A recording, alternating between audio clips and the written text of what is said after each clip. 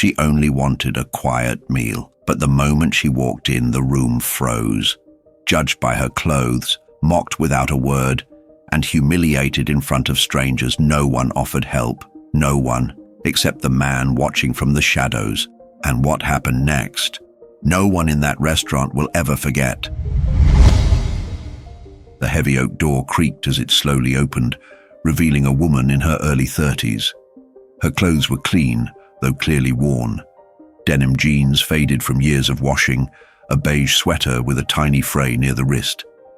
Her dark hair was tied back in a modest bun, and in her eyes lived a quiet humility that often goes unnoticed in places like this. As soon as she stepped inside Delano's fine dining, the murmurs began.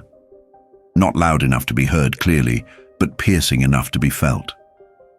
The hostess, a young woman with perfect makeup and a clipboard clutched to her chest, stiffened as the newcomer approached. "Can I help you?" she asked, eyes scanning her from head to toe like a barcode scanner. "Yes," the woman replied, her voice calm and soft. "I'd like a table, just for one." The hostess didn't move. For a second too long, she just stared. Then, with a rehearsed smile stretched tight across her lips, she said, "We're fully booked." The dining room behind her was nearly half empty. The woman looked over her shoulder at the empty tables, confusion flickering in her expression. "Are you sure? I could wait, I don't mind." Another voice chimed in, this time from a waiter passing by. "Reservations only, sorry." The woman nodded slowly, already shrinking into herself, not wanting to cause trouble. But as she turned to leave, something in her paused. Her stomach growled. She hadn't eaten since breakfast. The smell of grilled salmon and garlic butter was a cruel reminder of what she couldn't afford. "Maybe just something small to go?" she asked timidly. The hostess looked her up and down again, this time with less patience. "I'm afraid we don't offer takeout. You might want to try somewhere. More your kind." Her words weren't just sharp, they cut. The woman's cheeks flushed with shame. She nodded again, whispered a soft, "Thank you anyway," and turned to leave. What she didn't see was the man seated near the back, mid-30s, in a tailored navy suit. His name was Ethan. He had been watching the entire exchange, unmoving. There was something in his eyes, not just anger, but familiarity, recognition. As the woman reached for the door handle, trying to leave with dignity, Ethan quietly stood up. His gaze fixed on her. Something inside him had just shifted, and this was only the beginning. The door hadn't even fully shut behind her before the whispers picked up again. A group of women at the corner table giggled behind their wine glasses. One of them leaned in and whispered something, prompting the others to glance back at the woman and snicker. She walked slowly toward the front desk again, unsure if she should give it another try. Her hands trembled slightly. She wasn't used to places like this, but something deep in her heart had urged her to come. Maybe it was hope. Maybe it was desperation. A young waiter, no older than 22, passed by with a tray of cocktails. His eyes barely met hers before he looked away, quickening his pace. "Excuse me," she said gently, trying to stop another server who had just exited the kitchen. He didn't even slow down. The woman looked around. Still no one willing to help her. Her throat felt dry, as if all the strength she had gathered to walk through that door was draining by the second. She approached the hostess stand again. "I just wanted to say, I think there might be a mistake. I didn't see any reservation signs on a few of those tables. She tried to explain, voice steady but soft. The hostess cut her off with a sigh, not even trying to hide her irritation. "Ma'am, we've already told you. There are no tables available. If you're not dining with someone or on a list, I really can't help you." She said it just loud enough for nearby tables to hear. And they did. An older man in a grey suit chuckled from the bar. "Probably wandered in from the bus stop," he muttered under his breath, earning a laugh from the bartender. She heard it. She heard all of it. Still, She didn't lash out, didn't raise her voice. Instead, she stood still for a moment, just long enough to be humiliated, just long enough to be remembered for all the wrong reasons. And then she nodded once more, her pride barely holding together the fragile pieces of her spirit, and turned toward the exit. Ethan, still sitting in the corner of the restaurant, clenched his jaw. His hand gripped the stem of his wine glass, knuckles white. He wasn't the type to interfere in strangers' affairs, but something about this felt personal. He recognized that look in her eyes, the one people wore when they'd been made to feel small for far too long. He watched as she placed her hand on the door again. Not yet. Not like this. He stood up, and the next moment would change everything. As her fingers brushed the door handle, a sharp voice cut through the low murmurs of the dining room. "Ma'am!" the manager barked, striding toward her with an air of authority, clipboard in hand and ego twice the size. He wasn't there earlier, but now that things had escalated, someone had clearly called him in. She turned slowly, surprised, hopeful for a second, until she saw the look on his face. "What exactly are you trying to do here?" he asked loudly, drawing the attention of nearby guests. "You've been told we're at capacity. This establishment has a certain standard." The way he said "standard" sliced through the air like a dagger. His tone was condescending, coated in superiority.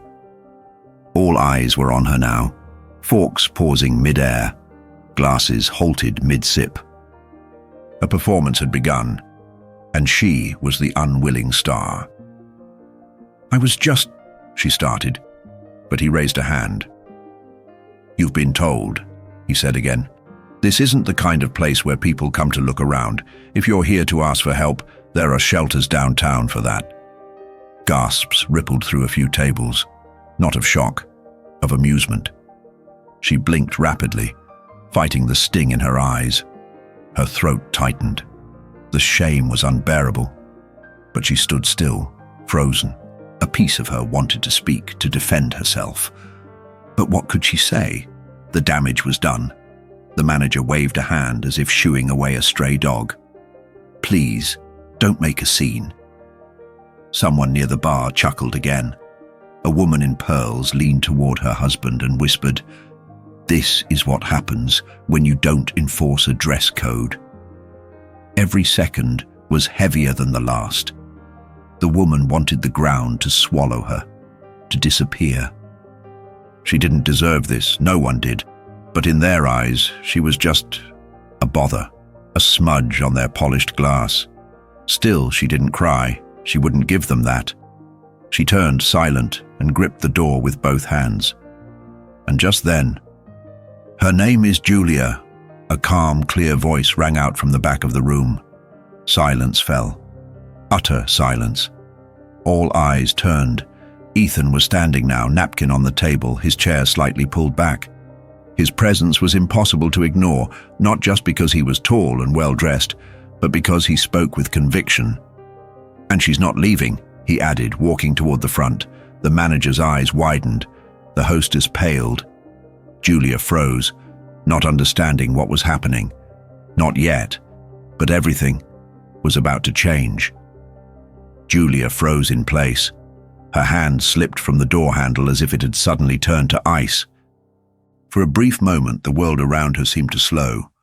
The clinking of silverware, the hushed whispers, even the cold air conditioning humming above. Everything blurred into silence. She turned around slowly. The man now standing in the middle of the restaurant was like a figure from another world.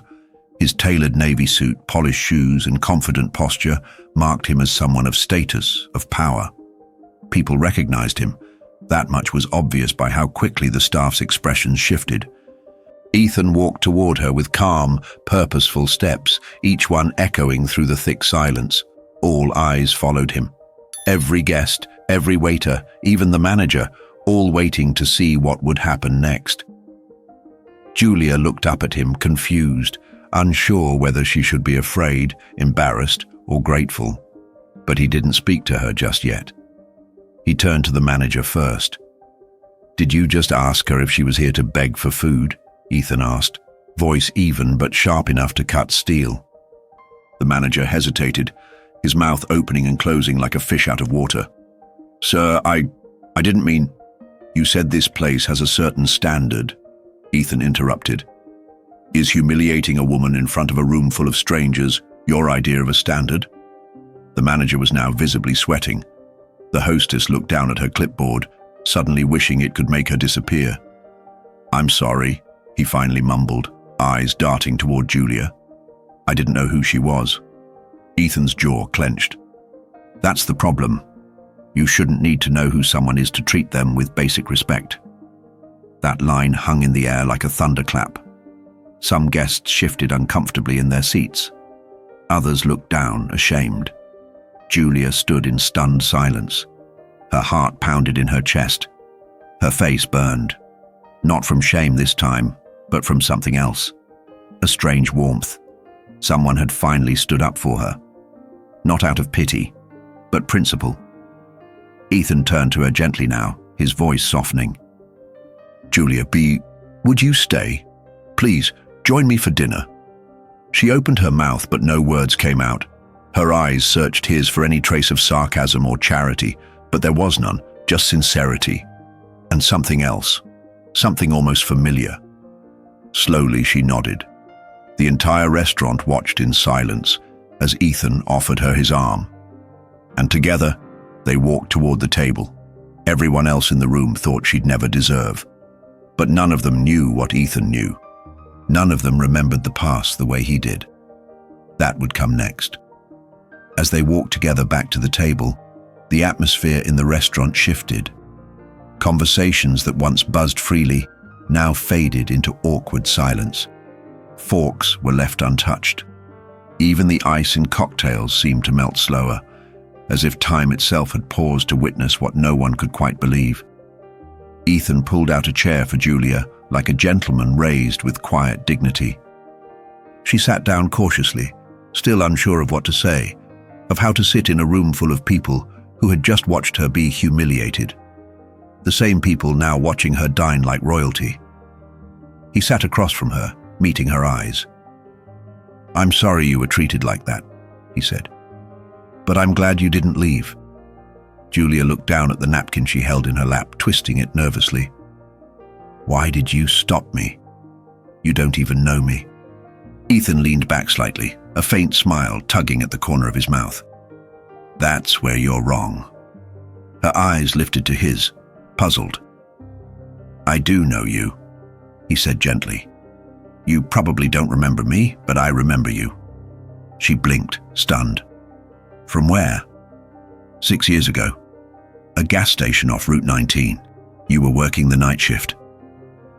Julia's breath caught in her throat.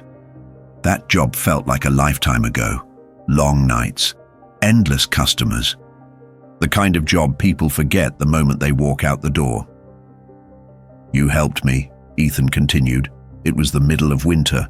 My car had broken down and I had no signal. You gave me a space heater, a hot coffee, and stayed after your shift ended just to make sure I was safe until a tow truck came." Now she remembered, barely. A man with frostbitten fingers, soaked from the snow, frustrated and cold. She hadn't thought twice, just did what anyone with a heart would have done.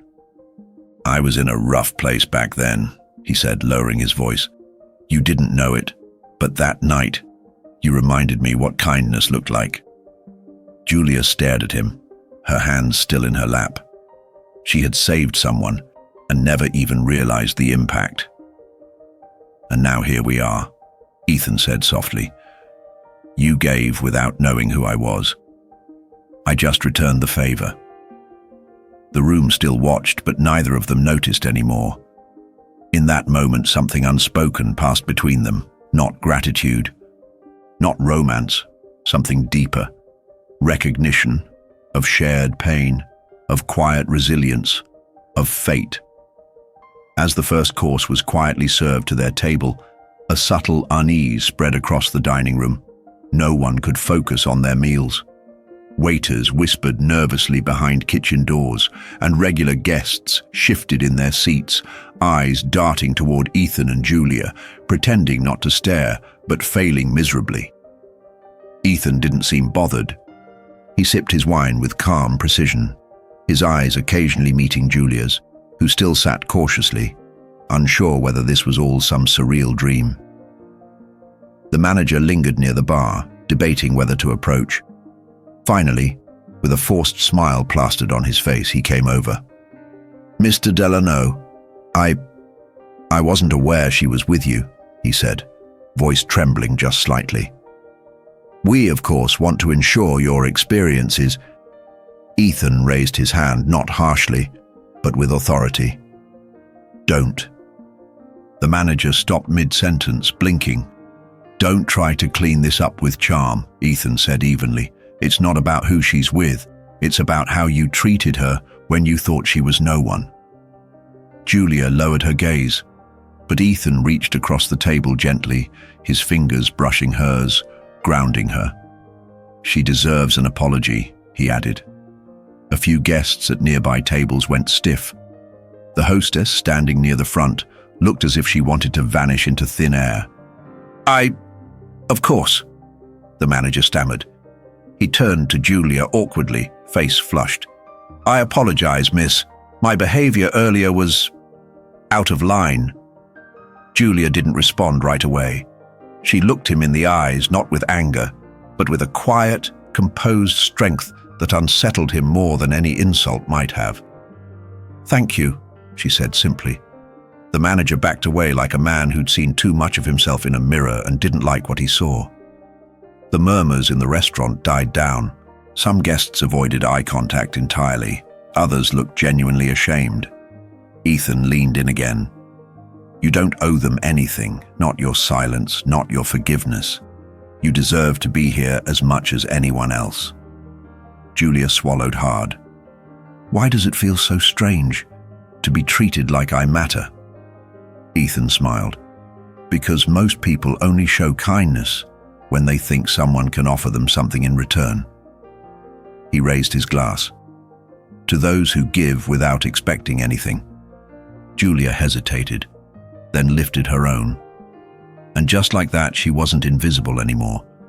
Not to him, not to them, not to herself. Whispers began to ripple through the restaurant again, but this time they weren't about Julia. They were about Ethan. "Isn't that the owner's son?" someone whispered at the far end of the dining room. "No, he lives abroad, I think," another said. "I heard he's the one who redesigned the whole chain after the father retired," someone else added, eyes wide. Truth was, very few people at Delano's knew the full story. Ethan rarely visited this particular branch, preferring to stay behind the scenes, running the family empire quietly from afar. He hated attention, hated pretense, hated what wealth did to people who forgot where they came from. But now, here he was, center stage, and he didn't care. Julia didn't know any of this, not yet. She still looked at him like he was just a man with kind eyes and a good memory. But the reality of who he was began to creep into her awareness with each hush in the room and each stolen glance from across the floor. "You own this place?" she asked carefully, trying to understand. Ethan shook his head. "Technically, my father does, but I run it. I handle all the operations now." Julia blinked. "So you're the heir?" He gave a short laugh. "I don't like that word. Makes it sound like I didn't earn anything." There was no arrogance in his tone, only exhaustion, as if he'd spent years proving he was more than a last name. "I worked in kitchens before I was allowed in the boardroom," he said. "My father made sure of that." He paused, eyes growing distant. "But somewhere along the way, the people around me changed. They started valuing the suit more than the soul. That's why I don't come here often anymore. I hate what this place became." Julia looked at him, surprised by his honesty. "Then why did you come tonight?" He hesitated. "I was planning to shut this location down," he said simply. "Turn it into a community kitchen, a project I've been working on quietly." Julia's eyes widened. "But then I saw you," Ethan added, voice softening. "And I realized maybe there's still something worth saving here. Or at least, someone worth saving it for." Her breath caught again, this time not from shame, but from something gentler, warmer. And for the first time that night, a small, uncertain smile tugged at her lips. The candlelight between them flickered softly, casting golden shadows across their faces. Around them, the room had begun to shift, less judgmental now, more subdued, as if everyone sensed they were witnessing something rare. Julia leaned in slightly, her curiosity overtaking her hesitation. "You remembered me all this time, from just one night." Ethan's smile was gentle. It wasn't just any night. He paused, his eyes tracing the rim of his glass before continuing. "I was at my lowest. My fiancée had just left me, the company was in trouble, and my father told me I wasn't ready to take over. I drove for hours just trying to escape, not even caring where I was going. That's when the car broke down." Julia's expression softened.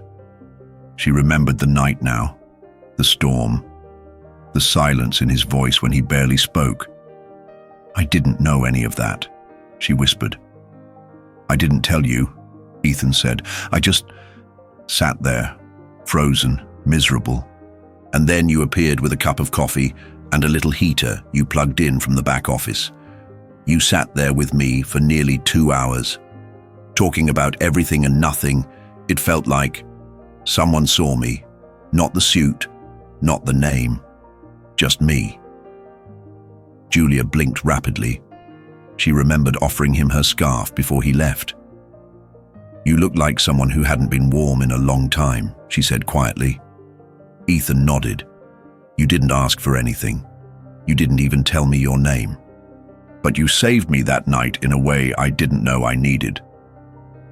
The silence between them grew deeper, but not uncomfortable.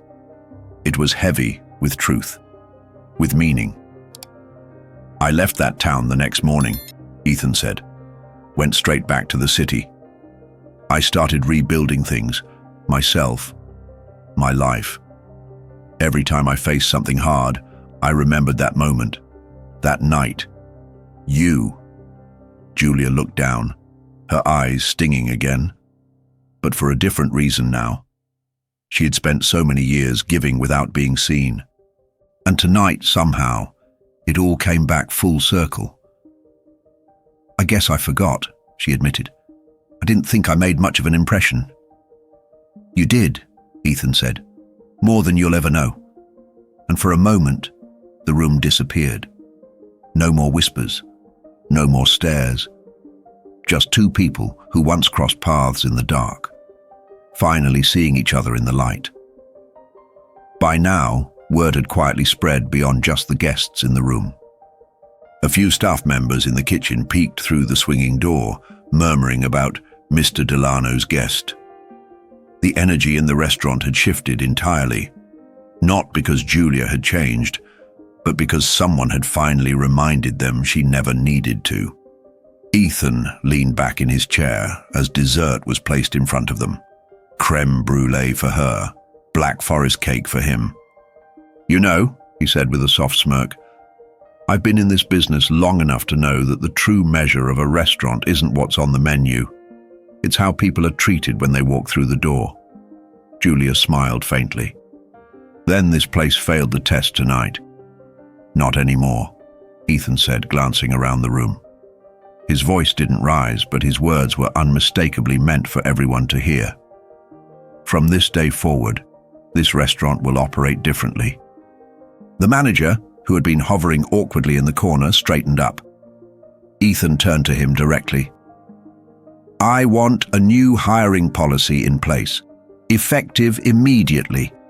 One that prioritizes compassion and humility over appearance and pedigree." The man nodded quickly. "Yes, sir, of course." Ethan looked to the hostess next. And training, real training, because clearly some of our staff don't know how to treat paying guests with basic dignity. She blushed and nodded without a word. Then he raised his glass once again, not to the staff or the room, but to Julia. And from now on, this table, table 9, will be permanently reserved in your name. Julia gasped softly. What? Ethan, you don't have to. I know, he interrupted, but I want to. Not because I owe you anything, but because this table should be a reminder to everyone who walks in here. Respect is not earned by how you dress, but by how you live. A wave of quiet acknowledgement passed through the restaurant. A few people lowered their eyes. Others gave small, almost guilty smiles. Julia looked around, her posture taller now, not because Ethan had elevated her, but because she finally remembered how much she had always been worth. She wasn't invisible anymore. She was the woman everyone saw. And this time, they saw her right. As the evening came to a close, Julia stepped outside with Ethan into the cool night air. The lights from the restaurant still glowed behind them, but everything felt quieter now, softer. The world had shifted. They stood on the sidewalk beneath a street lamp, neither rushing to leave. Thank you, Julia said, her voice almost a whisper. Ethan looked at her and shook his head gently. Don't thank me. You reminded me of who I wanted to be. She laughed lightly for the first time all night. It was a laugh of release, not amusement, but relief. The kind that only comes after years of silence finally break. I used to dream of nights like this, she admitted, her gaze lifting to the stars. Not the restaurant or the food, just someone who'd see me, really see me. Ethan took a slow step closer. You deserve more than being seen, Julia. You deserve to be remembered. They stood there for a moment in the silence that follows truth. No promises, no declarations. Just the shared understanding of two people who had lived quietly and hurt deeply, and somehow found each other through it all. What will you do now? She asked. Ethan smiled. I think I'm going to follow through on that community kitchen plan, but I'd like your help, if you're willing. Julia blinked, stunned. You're serious? Completely, he said. You have a way of making people feel human again. That's something you can't train or buy. It's something you live. Tears welled in her eyes again, but this time, they didn't sting. They healed. And then, as if it had been waiting all along, something shifted between them. A feeling. Quiet, slow, but undeniable. It wasn't love. Not yet. But it was the beginning of something. A partnership, a second chance, a new story.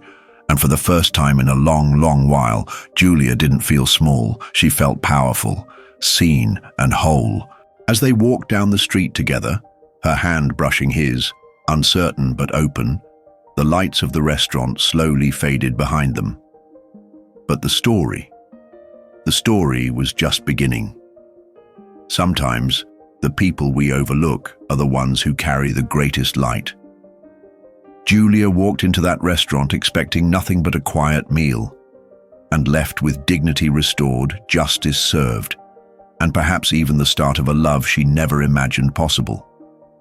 Have you ever been judged by your appearance, or seen someone else go through something like this? Tell us in the comments. Your voice matters, and we read every single story you share. If this story moved you, consider leaving a super thanks. Your financial support helps this channel reach more hearts and tell more stories like Julia's. Every little bit makes a difference. And don't forget to subscribe and turn on notifications so you never miss a new story that could inspire or even change your life. Now, go ahead and click the video that's on your screen right now. Because if you loved this one, you're going to feel even more when you see what happens in the next.